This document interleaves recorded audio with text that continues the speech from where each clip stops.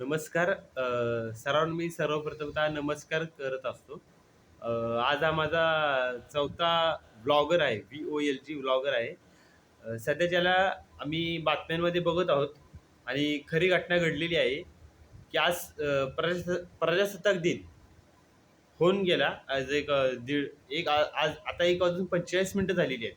पण 26 जानेवारी 1952 रोजी डॉक्टर बाबासाहेब आंबेडकरांनी आपल्या भारतीयांना जे गिफ्ट दिलेलं आहे, जी शुभेच्छा दिलेली आहे, जे म्हणतात ना, बर्थडेला आपण गिफ्ट देतो.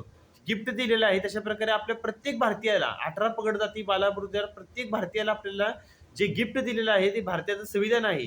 प्रत्येक महिलेला दिलेलं आहे. प्रत्येक कामगारांना दिलेलं आहे.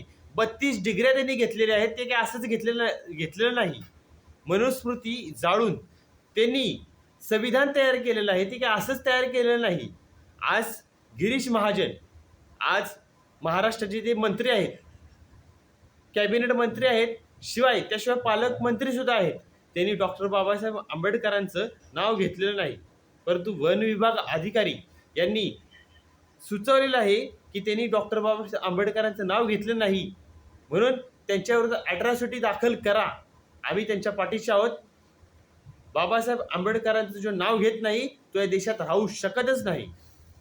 बाबासाहेब आंबेडकरांमुळे ह्या देशात महिला, ह्या देशात सामान्य नागरिक मोठमोठ्या पदांवर जातो. मोठमोठ्या माणसांना तळागाळाशी आणतो. सामान्य माणूस ते ह्या फक्त संविधानामुळे. बस आम्ही ह्याचाच उल्लेख करतो. त्यामुळे गिरीश महाजन यांच्यावरती अॅट्रॉसिटी दाखल झालीच पाहिजे.